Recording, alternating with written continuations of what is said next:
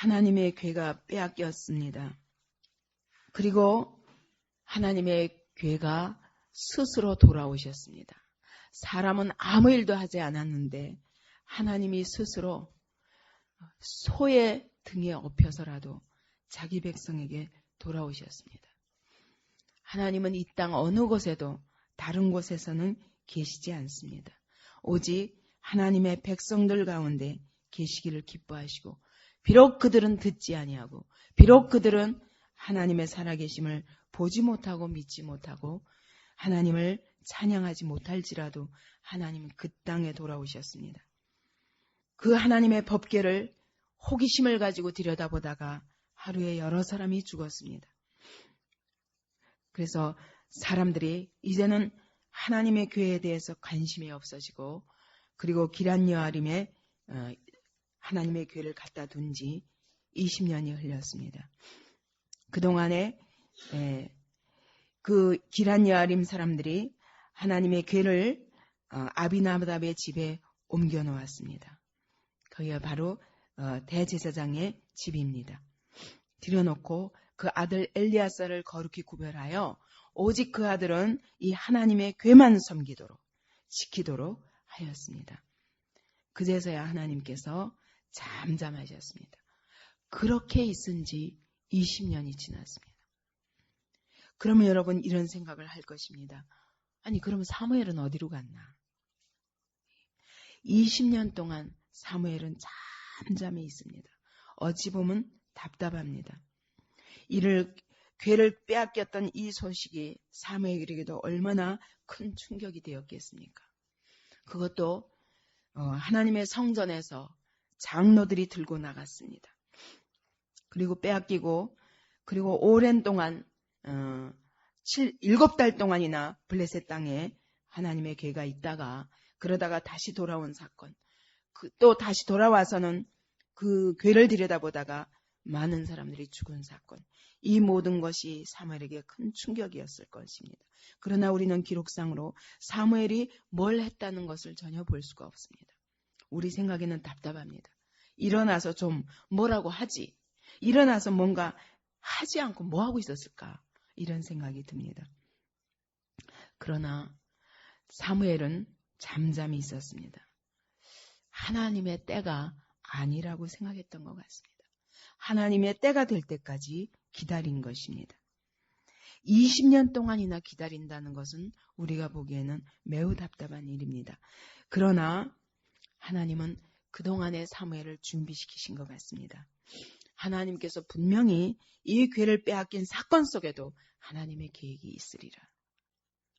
또 궤가 돌아와서 아비나답의 집에 그냥 있을 때에도 하나님이 어떻게 하시기까지는 한 걸음도 움직이지 않는 그런 사무엘의 모습을 볼 수 있습니다. 하나님이 언젠가 회복시키시겠지. 그러나 그동안에 사무엘은 잠잠히 혼자서 침묵만 하고 있었으리라고는 생각되지 않습니다. 아마 하나님께 모든 것을 맡기면서 지금 당장은 그의 지도력이 아무 일도 할 수 없는 상황이었던 것 같습니다. 그래서 하나님이 언젠가 다시 세우실 때에, 자신을 세우실 때 일하기 위해서 준비하신 기간이라고 봐야 됩니다. 모세도 준비하는 시간이 하나님의 시간으로 따지면 80년이었습니다.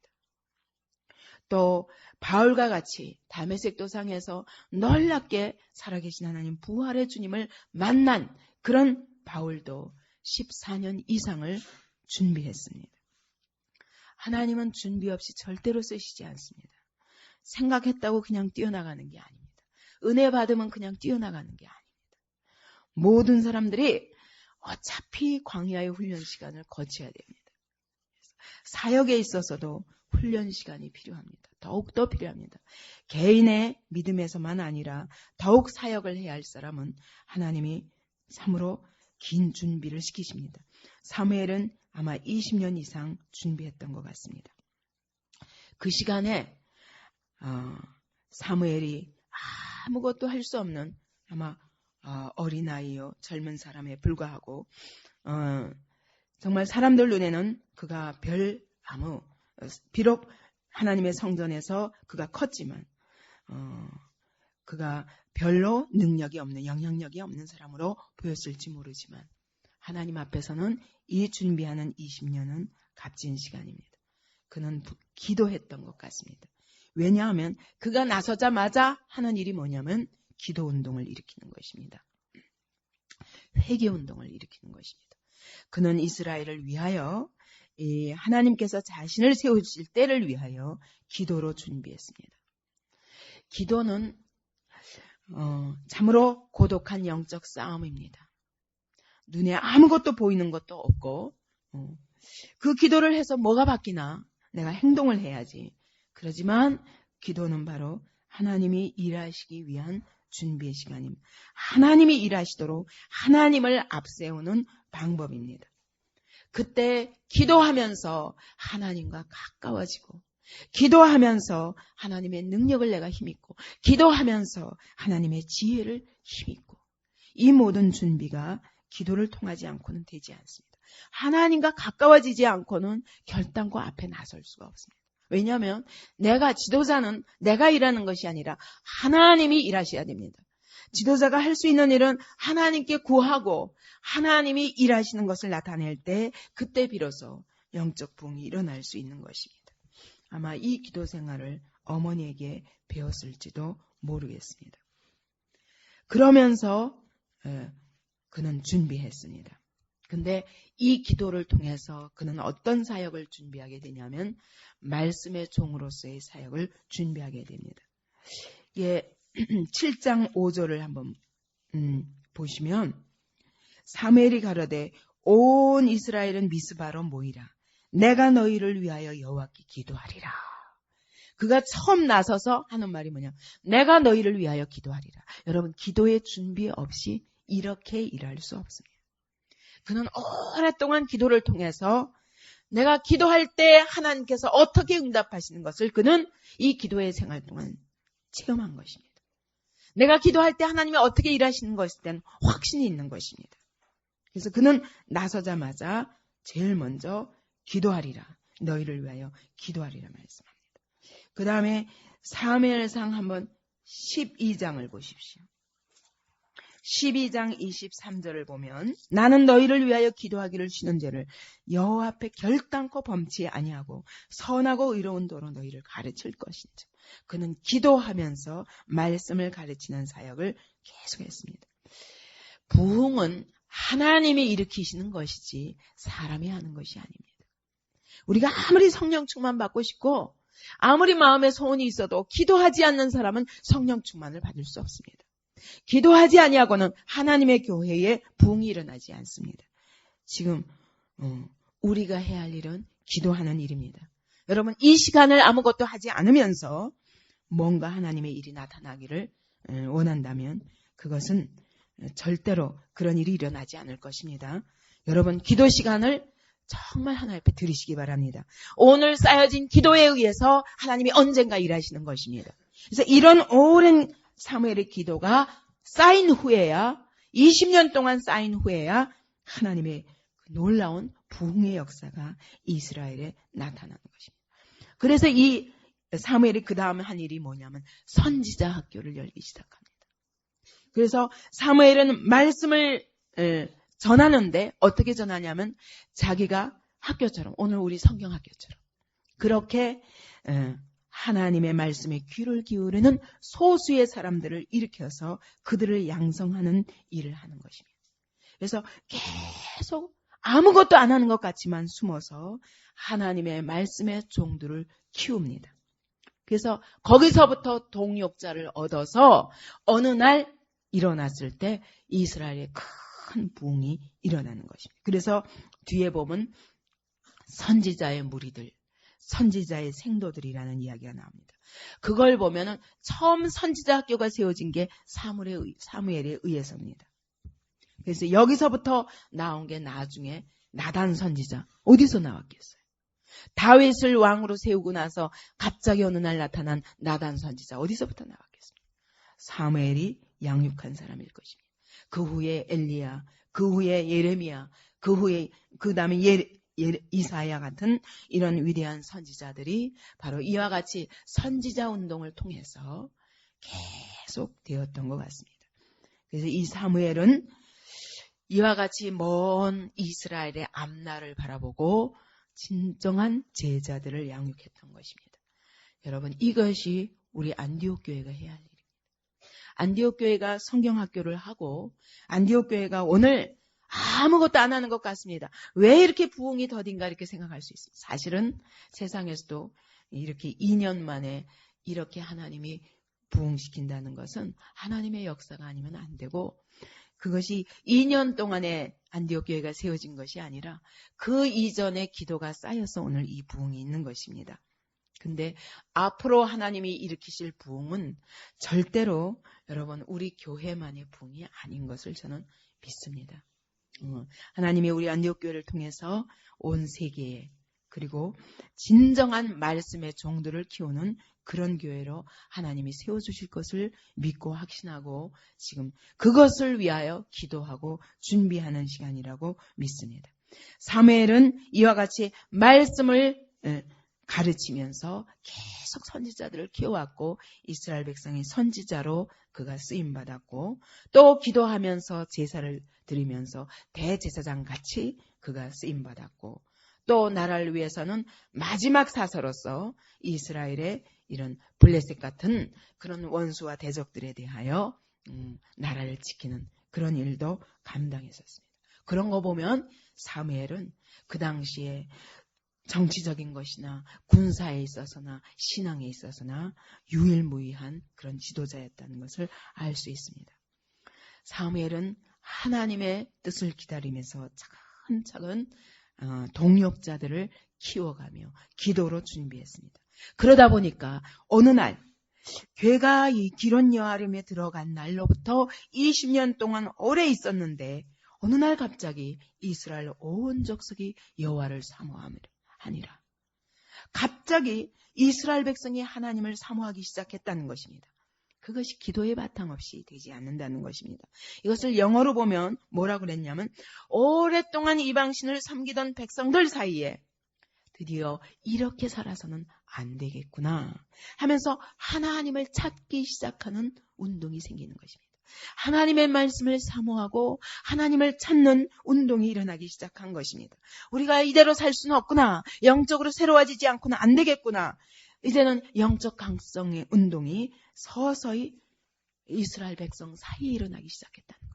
이게 하나님의 일하심의 증거입니다. 온 이스라엘의 그런 사회 분위기가 달라지기 시작했다는 것입니다. 사무엘이 드디어 그때 드러납니다. 하나님의 일하심이 시작되는 것을 보면서 사무엘이 이스라엘 온 족속에게 일러 가로되, 너희가 전심으로 여호와께 돌아오려거든 이방신들과 아스타롯을 너희 중에서 제하고 너희 마음을 여호와께로 향하고 그만 섬기라. 너희를 블레셋 사람의 손에서 건져내시리라. 그러니까 20년 동안도 블레셋 사람의 위기 속에 있었다는 겁니다.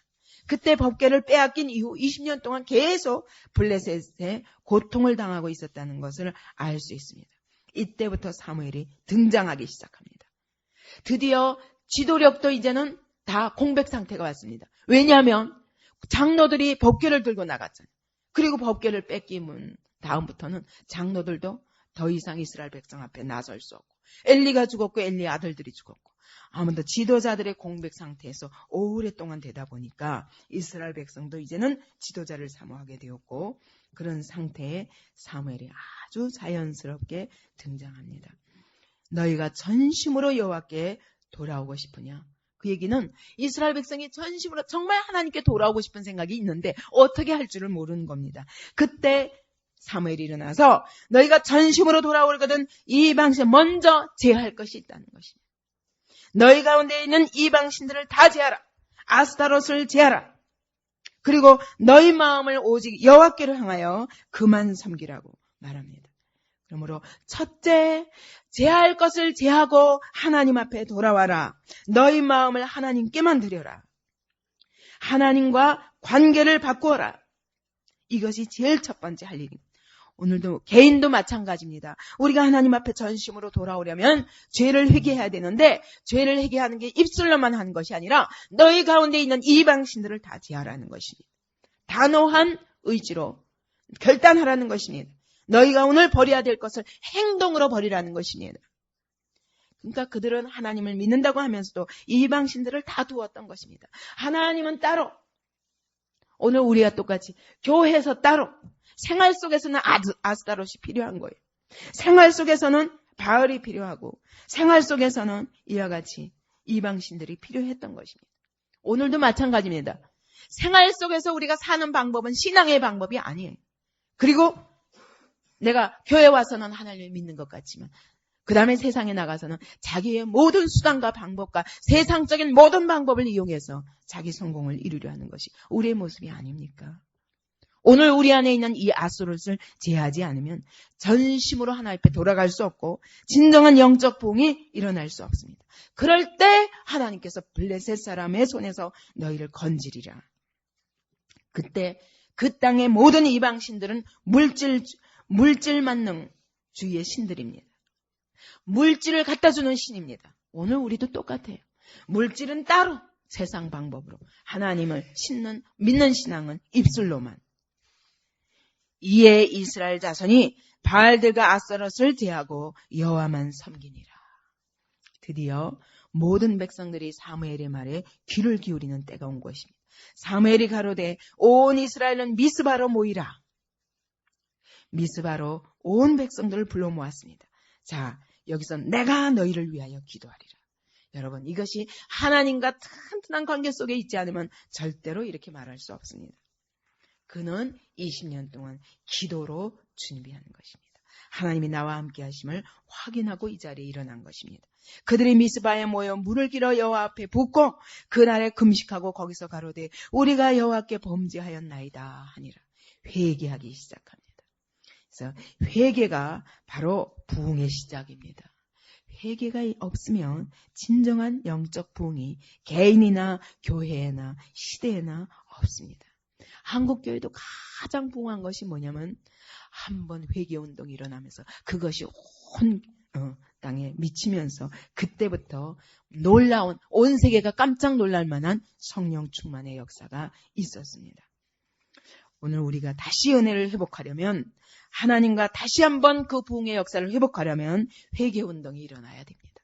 하나님은 죄를 품고 그대로 있는 자에게 찾아오셔서 일하시지 않습니다. 이때부터 사무엘이 미스바에서 이스라엘 자손을 다스리니라. 여기서부터 하나님이 일하시기 시작합니다. 사무엘을 통하여 하나님이 이스라엘 자손을 다스리는 일이 시작됩니다. 우리에게 진정한 회개와 결단이 있기 바랍니다. 정말 주님이 내 안에 오셔서 정말 내 안에 부흥의 역사를 이뤄내기 바랍니다. 그런 개인들이 모여서 하나님의 교회가 부흥하고, 그리고 또 이 시대를 일으킬 만한 하나님의 역사가 나타나는 것입니다. 이와 같이 하나님의 백성과 이 사무엘이 모여가지고 회개운동을 시작하자마자 갑자기 무슨 일이 일어나냐면 블레셋 사람들이 쳐들어오는 것입니다.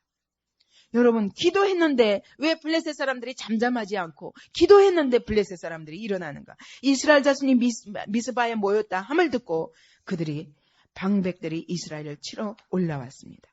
근데 이때가 바로 하나님의 때입니다.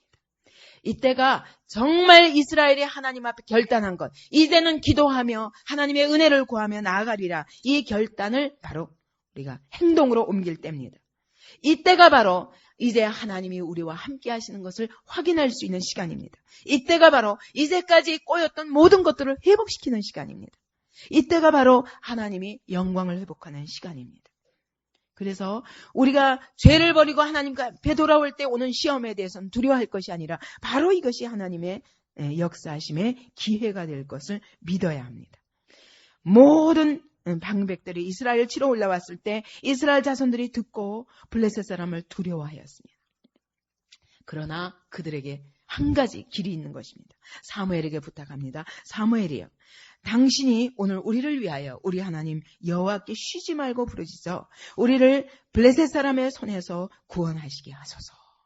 한 가지 길이 있는 겁니다. 이전에는 길이 없었는데, 법궤를 들고 나가는데, 지금은 길이 있는데, 사무엘이여, 당신이 기도하여 주옵소서. 사무엘에게 있어서도 20년 동안 준비한 하나님과의 관계를 지금 백성들 앞에 드러낼 때입니다. 저도 답답하면 그런 기도를 합니다. 하나님, 저를 목사로 세우셨으면 하나님이 저와 함께 하시는 걸 나타내 주시옵소서. 그래서 여러분들의 모든 기도 제목을 가지고 기도할 때 정말 하나님이 저의 기도를 통해서 일하셔서 하나님이 세우신 자임을 알아야 정말 성도들이 믿고 신뢰하고 따르지 않겠습니까? 급하면 그렇게 기도합니다. 그런 자신은 있거든요. 왜냐하면 하나님이 세우셨으면 하나님이 책임지시옵소서. 사무엘도 조금도 두려워하지 않았습니다. 이제까지 20년 동안 기도하며 하나님과의 관계 속에서 하나님이 내 기도를 들으신다는 확신을 가지고 또 이스라엘이 이와 같이 회개할 때 하나님이 지금이야말로 일하실 때라는 확신을 가지고 기도했습니다. 근데 그날 기도하되 온전한 번제를 여호와께 드리고 이스라엘을 위하여 여호와께 부르짖음에 여호와께서 응답하셨더라. 사무엘이 번제를 드릴 때에 블레셋 사람이 이스라엘과 싸우려고 가까이 오고 있었습니다. 하나님 앞에 사무엘이 제사를 드릴 때에 그날에 여호와께서 친히 블레셋 사람과 싸우셨습니다. 큰 우레를 발하시고 그들을 어지럽게 하시니 그들이 이스라엘 앞에 패한지라. 하나님이 이와 같이 20년 동안의 문제를 한 번의 회개와 기도를 통해서 완전히 해결하신 것입니다. 이스라엘의 힘으로는 할 수 없었는데 갑자기 무기가 생겼겠습니까? 갑자기 그들이 무슨 전쟁 훈련을 했겠습니까? 아닙니다. 하나님의 백성에게 있어서는 모든 문제가 하나님께 기도함으로만 진정한 해결이 있습니다. 그리고 이 기도하기 위해서 하나님의 백성들은 신앙을 회복하는 것이, 순수한 믿음을 회복하는 것이, 아스타롯을 제하고 이방신들을 제하고 하나님 앞에 순전한 마음으로 마음을 들여 기도하는 것이 모든 회복의 시작입니다. 그제서야 잃었던 땅도 회복하고, 그제서야 하나님의 백성의 모습이 없었던 것이 하나님의 백성의 진정한 정체가 드러나고 하나님이 그들과 함께 하심이 온 세상에 나타나는 것입니다. 우리 안에 있는 세속적인 문화, 우리 안에 있는 세속적인 가치관, 세상의 풍습, 세상의 습관, 이런 것들을 제해야 합니다. 그것이 바로 오늘 우리가 진정한 신앙을 회복하고 하나님 앞에 바로 설 때 하나님께서 오늘 우리의 모든 문제에 대하여 우리의 기도로 응답하시며 우리의 삶에 개입하시고 하나님의 놀라운 역사를 드러내시는 것입니다. 어찌 보면 하나님의 교회의 역사는 이와 같이 이방 신들과의 싸움입니다. 초대교회가 성령 충만하여 부활하신 주님을 목격하고 그분이 승천하시는 것도 보았고, 그런 교회가 왜 삽시간에 얼마 안 돼서 속히 가톨릭 손에 AD 313년부터 꺾이기 시작합니다. 한창 고난이 있을 적에는 그들은 순수 신앙을 가졌지만, 그러나 고난이 아니라 로마 황제가 기독교를 국교로 받아들이면서부터 하나님의 교회는 이방 신들을 받아들이기 시작합니다.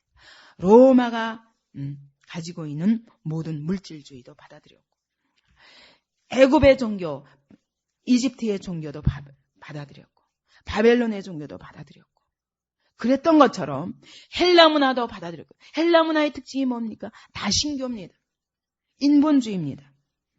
아리스토텔레스 같은 사람들의, 플라톤, 그런 사람들의 철학을 받아들이면서 합리주의가 시작이 돼요.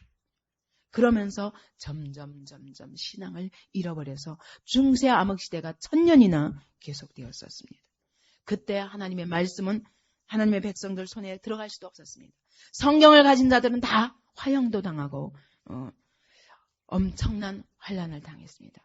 그리고 나서 종교개혁이 일어날 때 마틴 루터가 들고 일어나는 것이 뭡니까? 한 가지입니다. 오직 성경이란, 성경으로 돌아가자. 그 역사로 인하여 하나님이 다시 한번 부흥을 시켰습니다. 그러나 오늘 이 시대에 1517년이 간 지 지금 500년밖에 안 됐는데 오늘 우리의 하나님의 교회의 모습 어떻습니까?